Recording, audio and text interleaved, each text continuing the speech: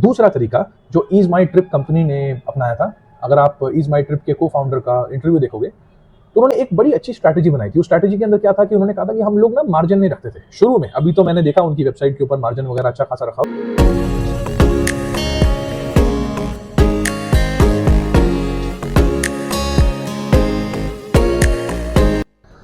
Hello and welcome back to sessions with travel academy. My name is Gaurav खेरा।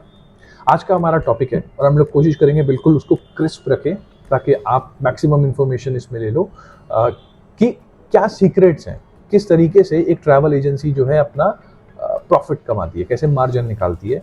और हमें generally लगता है कि वो जो फ्लाइट होती है 5,000 रुपये की, उसको 6,000 में बेच के वो 1,000 का प्रॉफिट है, लेकिन ऐसा नहीं होता। आई have worked with a lot of companies past में और वो लोग बहुत सारे तरीके से पैसा कमाते हैं। मतलब बहुत सारे बड़ी बड़ी कंपनीज के पास बहुत सारे सीक्रेट्स होते हैं पैसा कमाने के लिए। तो वो हम आज इस वीडियो में डिस्कस करेंगे। एक चीज़। दूसरी चीज़, I have worked with a lot of companies. पिछले 200 से 300 कंपनीज के साथ हमने काम किया है पिछले 2 से 3 साल के अंदर। उन लोगों को एमएडीएस, उनके एम्प्लॉइज़ को एमएडीएस सिखाया और वहाँ से ना वी गॉट टू नो बहुत सारे गैप्स हैं। तो वहाँ तो हम डिस्कस करते हैं और वहाँ पर we do consultancy of this कि भाई यहाँ पर गड़बड़ है, यहाँ पर हम ठीक कर सकते हैं। लेकिन जो सबसे बड़ा गैप हमें लगा वो ये है कि सिर्फ एक ही चीज़ नहीं सोच सकती है कि यहीं से मेरे पैसा आता है या वहाँ से पैसा आता है। बहुत सारे और भी तरीके हैं पैसा कमाने के when you have a travel agency. So let's start the video. पहली बार आए हो तो चैनल को सब्सक्राइब कर दो और इस वीडियो को लाइक करके आप बेल आइकन दबा सकते हो। That gives us a lot of motivation और हम कोशिश करेंगे कि इस तरह की वीडियोस और लेके आएँ। और अपने टॉपिक्स आप लिख सकते हो कमेंट बॉक्स के अंदर ताकि हम यहाँ पर चीज़ें आपको बताएं। Now let's start. सबसे पहला तो यही है कि अगर आपके पास एक फ्लाइट है दिल्ली टू टोरंटो, वो 1 लाख रुपए की आ रही है, आप ट्रैवल एजेंट हो तो आपने 1 लाख की जगह 1,05,000 की बेच दी, 5,000 का प्रॉफिट कमा ले। लेकिन उसमें आपके लिए जो आपके कंपटीशन है ना, वो आसपास बहुत सारे हैं। मेक माई ट्रिप और यात्रा और EaseMyTrip and all these companies, Cleartrip and all, वो इतना मार्जिन रखते ही नहीं है। मतलब वो 1 लाख की फ्लाइट को 1,03,000 में बेच रहे हैं, 1,02,000 में बेच रहे हैं, कई तो 1 लाख में ही बेच रहे हैं। तो आप बोलते हो यार इनके साथ कम्पीट कैसे करें, इतनी बड़ी कंपनी है, वो मार्जिन नहीं रख रही है और हम लोग कहाँ से रखेंगे इसके अंदर margin. So it's difficult for us to compete with them. तो ये सिर्फ एक लौता जरिया नहीं है, ये तो एक चीज़ है जो जनरली अगर आप कोई प्रोडक्ट बेचते हो ना तो हमारा जो प्रॉफिट मार्जिन होता है वो ही होता है मेनली। लेकिन यहाँ पर प्रॉफिट मार्जिन भी एक तरीका है। आप वहाँ पर 1 लाख की फ्लाइट को 2 लाख में 1,02,000 या 1,05,000 में बेच रहे हो, वो एक तरीका है। बट अगर आप ज़्यादा की नहीं बेच पा रहे हो, क्योंकि आपसे कस्टमर इसीलिए खरीदेगा उस टिकट को क्योंकि आप सस्ता दे रहे हो। शुरू में तो यही रीज़न होता है, जब कोई कस्टमर अपना ट्रैवल करना चाहता है तो वो पहले देखता है कि कहाँ पर सबसे सस्ता मिल रहा है। आप सबसे सस्ता दे रहे हो तो आपसे खरीदेगा, नहीं दे रहे हो तो नहीं खरीदेगा। That's the simple reason. तो आपको बोला मार्जिन तो जनरली हमारा थिन हो जाता है, वहां तो आप ज्यादा मार्जिन रख ही नहीं सकते। तो क्या करें? दूसरा तरीका जो ईज माई ट्रिप कंपनी ने अपनाया था, अगर आप ईज माई ट्रिप के को फाउंडर का इंटरव्यू देखोगे तो उन्होंने एक बड़ी अच्छी स्ट्रैटेजी बनाई थी। उस स्ट्रैटेजी के अंदर क्या था कि उन्होंने कहा था कि हम लोग ना मार्जिन नहीं रखते थे शुरू में। अभी तो मैंने देखा उनकी वेबसाइट के ऊपर मार्जिन वगैरह अच्छा खासा रखा हुआ है, लेकिन शुरू में वो लोग जितने की फ्लाइट आगे से आती थी उतने की बेच देते थे। मतलब अगर आपको फ्लाइट मिल रही है 50,000 की तो आप 50,000 का ही बेच रहे हो, आप 51,000 का भी नहीं बेच रहे हो। और वो पैसा कहाँ से कमाते थे? वो पैसा कमाते थे फ्रॉम कमीशन। मतलब ये कि जब भी आप बुकिंग बनाते हो, maximum flights specially international flights के अंदर आपको एयरलाइंस कमीशन देती है।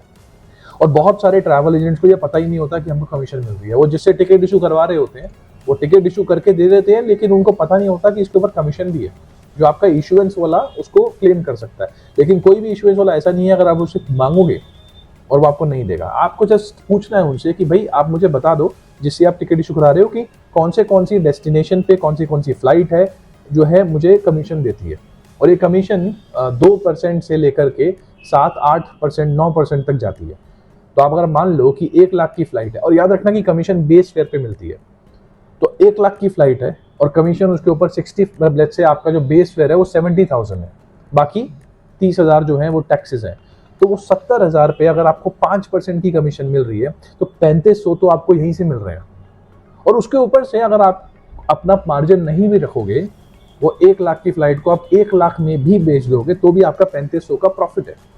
बट मैक्सिमम ट्रैवल एजेंट्स जो है ना उसको छोड़ देते हैं। अगर आप क्लेम नहीं करोगे ना, अगर आप खुद भी अपनी टिकट इशू करते हो और आपको नहीं पता कि उसके ऊपर कमीशन है, वो एयरलाइन आपको कमीशन दे रही है, तो फिर आपको कमीशन एयरलाइन नहीं देगी अगर आप उसको क्लेम नहीं करोगे। तो you have to claim it. जैसे आप गूगल पे यूज करते हो या फोन पे यूज करते हो, जो आप पे करते हो आपको कैशबैक मिलता है, आपको मांगना नहीं पड़ता, वो अपने आप देते हैं। लेकिन एयरलाइंस में ऐसा नहीं है, वहां पर आपको पता होना चाहिए कितनी कमीशन है, वो डालोगे और फिर आप उसको क्लेम करते हो। And this is basically a very important part.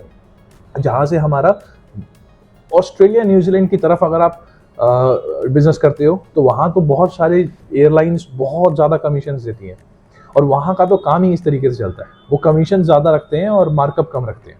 So you need to make sure that this is a very important part. So एक आपका मार्कअप हो गया, वो आप कम कर सकते हो लेकिन कमीशन क्लेम कर सकते हो ज्यादा। और यहाँ से आप देख सकते हो वो मेक माई ट्रिप हो गया या यात्रा हो गई, वो लोग इतना कम मार्जिन क्यों रखते हैं, क्योंकि वो यहाँ पर कमीशन क्लेम कर लेते हैं। दो ही रीजन होते हैं, या तो आप कमीशन क्लेम कर लेते हो तो आपको सस्ता पड़ता है, और दूसरा रीजन ये होता है कि आपके पास ग्रुप फेयर्स होते हैं, या आप जैसे सस्ते फेयर होते हैं, आपने बल्क में उठाए होते हैं तो आपको सस्ता पड़ जाता है। तीसरा रीजन और भी होता है, वो सीट ब्रेक करते हैं, लेकिन वो रिस्की चीज है, वो एक अलग टेंजेंट में आप घुस जाते हो। बट जनरली दो ही रीजन होते हैं कि आप रेट टू रेट प्राइस को ऑफर कर रहे हो मार्केट के अंदर। सो नाउ ये दो रीजन हो गए कि दो जरिए हो गए आपके प्रॉफिट के। इसके अलावा तीसरा जरिया क्या है कि जब आप उसको हम स्टेप बाय स्टेप चलते हैं। अब जो बड़ी बड़ी कंपनियां होती है ना, I work with these US companies, जहां पर बहुत साल पहले मैं उनके साथ काम करता था, जहां पर हम लोग I was working as a travel agent with them, और हर छोटी सी चीज का हम पैसा लेते थे। मतलब आपको सीट ऐड करनी है, आपको मील ऐड, हम एक प्रोडक्ट दे देते थे ट्रैवल असिस्ट वहां पे, और ट्रैवल असिस्ट में हर चीज के पैसे लेते थे हम। मतलब आपने एक $50 का पैकेज दे दिया, आपको सीट असाइन करानी है, मील असाइन करानी है, कुछ भी असाइन कराना है, वो हम सिर्फ तब करेंगे अगर आपने ट्रैवल असिस्ट एक पैकेज लिया हुआ है। नहीं लिया हुआ है तो हम नहीं करेंगे आपके लिए। अब शुरू में जब हमारी कंपनी थोड़े से स्मॉल स्केल पे काम करती है तब तो हम ये काम नहीं कर सकते, लेकिन कभी भी आपको थोड़ा सा भी स्कोप दिख रहा है कि आप ये इम्प्लीमेंट कर सकते हो, तो आप इन सर्विसेज के भी पैसे ले सकते हो। कई लोग सिर्फ ये बोल देते हैं, क्योंकि हमेशा सारी सीट्स फ्री नहीं होती हैं। अगर एयरलाइन की सीट जो है वो मान लो $50 की है, तो आप $60-70 कस्टमर से चार्ज करके वहां से भी आपके पास एक रेवेन्यू का सोर्स होता है, एक मार्जिन होता है जहां से आप कस्टमर से ले सकते हो, क्योंकि वो आपकी सर्विस फीस है। नॉर्मल कंपनीज जो दूसरी कंपनीज है वो बहुत पैसा लेती हैं, आप कम पैसा लेकर के वो चीज कर सकते हो, बट मेकिंग श्योर कि आपकी मार्केट खराब ना हो। ऐसा ना हो कि कस्टमर बोले कि हर चीज के पैसे लेते हो आप, which is a wrong thing. तो ये एक और चीज अगर आपको लगता है कि इंप्लीमेंट हो सकती है, तो ये तीसरा तरीका है जहां से आप पैसा कमा सकते हो। चौथा तरीका, और ये तो अगर आप किसी यूएस कंपनी में या किसी यूके की कंपनी के अंदर काम करते हो तो आई एम श्योर कि आपने देखा होगा कि मैं क्या बात कर रहा हूं। जब कोई कस्टमर चेंजेस के लिए या कैंसिलेशंस के लिए आता है, उस टाइम पर आप उससे इतना पैसा ले सकते हो जितना शायद आपने शुरू में सेल्स में भी नहीं लिया होगा। मतलब अब मैं ये नहीं कह रहा कि ये अच्छी प्रैक्टिस है, लेकिन ये एक ऐसी चीज है जो, जैसे आपने मान लो शुरू में कस्टमर से $50 या फिर ₹5,000 लिए थे एज अ अपनी फीस, अपनी प्रॉफिट। मतलब आपने 1 लाख की फ्लाइट को 1,05,000 में बेच दिया था, उस पर कमीशन थोड़ी बहुत आ गई, तो आपने 1,05,000 की फ्लाइट के ऊपर जो है 2,500 की कमीशन भी ले ली। चलो ये भी अच्छी बात हो गई, तो आपका प्रॉफिट अभी तक हो गया 1 लाख की बुकिंग पे 7,500। अब पैसेंजर आया कि मुझे फ्लाइट को चेंज कराना है या कैंसिल कराना है। अब एयरलाइन की फीस तो अपनी होती है, लेकिन कभी आप ध्यान से देखना, अगर आप किसी बड़ी ट्रैवल एजेंसी से चेंज करा रहे हो तो वो अपनी सर्विस फी बहुत ज़्यादा लगाती है, और कभी ये नहीं बोलती कि हमारी सर्विस फी क्या है, वो ये बोलती है कि total fees including all the service fee and taxes, total amount including all the service fee and taxes is this. और कई बार वो कितना होता है, आई रिमेंबर हमारे जब हम काम, अगर आप काम करते हो किसी कंपनी में आपको पता होगा, स्पेशली मीडियम स्केल कंपनी, बहुत बड़ी एक्सपीडिया जैसी हो जाएगी तो वो इतना चार्ज नहीं करती, लेकिन अगर आप मीडियम स्केल कंपनी में काम करते हो, यहाँ पर 500-600 एम्प्लॉइज काम कर रहे होते हैं, वहां पे आप देखोगे कि वो एयरलाइन को $200 देने हैं और आप अपने $300 चार्ज कर रहे हो, तो टोटल आप कस्टमर से $500 ले रहे हो। एयरलाइन को 100 देने हैं, आप 300 चार्ज कर रहे हो। अब ये भी कोई अच्छी प्रैक्टिस नहीं है कि आप इतने ज्यादा पैसे चार्ज कर रहे हो, लेकिन वो इसलिए कर पाते हैं क्योंकि अगर ये एक कॉन्ट्रैक्ट है between airlines and travel agency की, अगर कस्टमर ने ट्रैवल एजेंसी से बुकिंग बनाई है तो वो डायरेक्टली एयरलाइन से चेंज नहीं करा सकता या कैंसिल नहीं करवा सकता अगर वो कंप्लीटली अनयूटिलाइज्ड टिकट है। मैं फिर से बोलता हूं, अगर कस्टमर ने जो है बुकिंग ट्रैवल एजेंसी से बनाई है और वो कंप्लीटली अनयूटिलाइज्ड है, मतलब कि उसको बिल्कुल भी यूज नहीं किया है अभी तक, ना जाने वाली फ्लाइट यूज हुई है, ना कोई भी फ्लाइट यूज हुई है उस बुकिंग के अंदर, तो वो एयरलाइन से ना कैंसिल करवा सकता है ना चेंज करा सकता है। उसको उसके लिए ट्रैवल एजेंसी के पास ही जाना पड़ेगा, और ट्रैवल एजेंसी इसका फायदा उठाती है। अब मैं ये नहीं कह रहा कि आप बहुत फायदा उठाओ, लेकिन हाँ, आप अपना सर्विस फी चार्जेस वगैरह वहां पे ऐड कर सकते हो, और वो एयरलाइन कभी भी उनको चार्ज भी नहीं बताती कि कितना चेंज फी है, कितना कैंसिलेशन है। और ये एक और तरीका आता है पैसा कमाने का, कि यहाँ की जो सर्विस फी है वहां का मार्जिन बहुत थिक हो सकता है। बस ध्यान रखना कि अगर वो पार्शियली यूटिलाइज्ड है, मतलब उसने एक फ्लाइट ले ली है, उस केस के अंदर फिर हम लोग उसको मतलब वो चाहे तो वो डायरेक्टली एयरलाइन के पास जा सकता है और वहां से चेंज करा सकता है, क्योंकि उसको चेंज करना या कैंसिल करना भी थोड़ा सा मुश्किल होता है जीडीएस के ऊपर। हमने उसकी वीडियो बनाई हुई है, आप देखोगे तो आपको समझ आ जाएगा कि मैं क्यों बोल रहा हूँ, कि उसको कैलकुलेट करना हाफ अमाउंट इज थोड़ा सा डिफिकल्ट।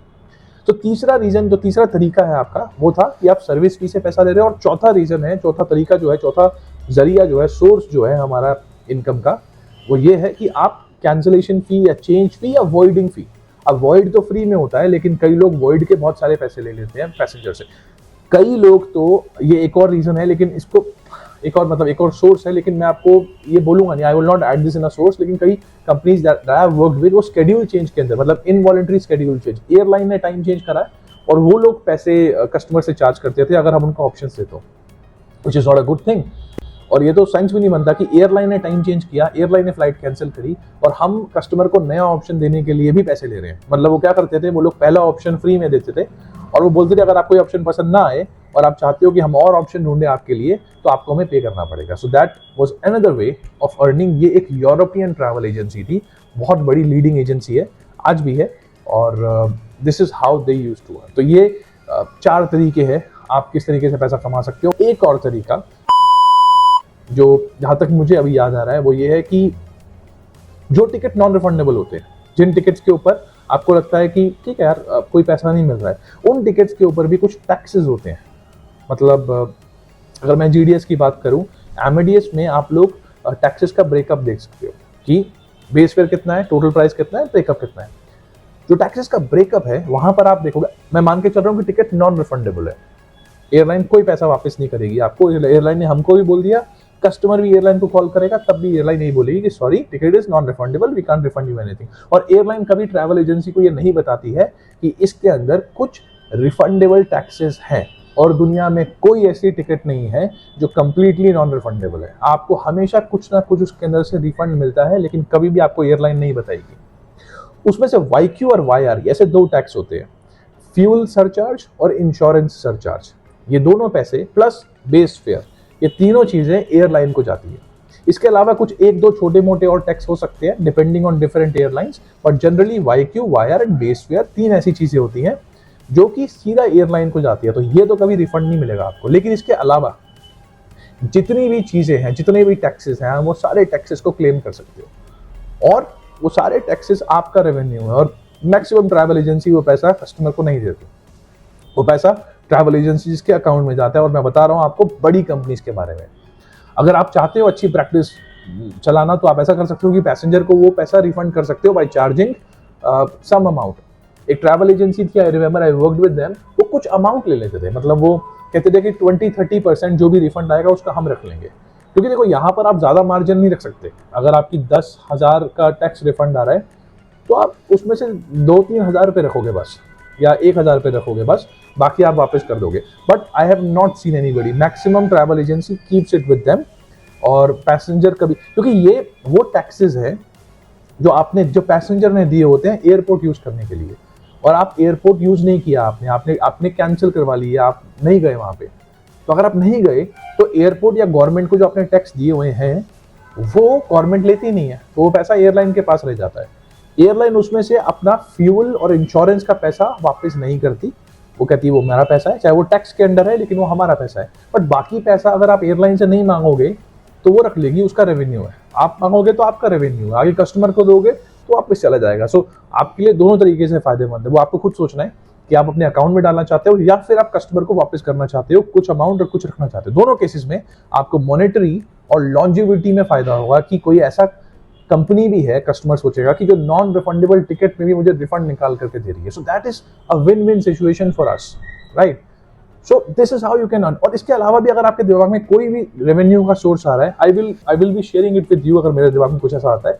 लेकिन बहुत सारे तरीके होते हैं कि आप पैसा कमा सकते हो। So if you have anything you can write in the comment box, so that I will also be very keen to see कि क्या और तरीके होते हैं, कैसे आपकी कंपनी और पैसे कमाती है।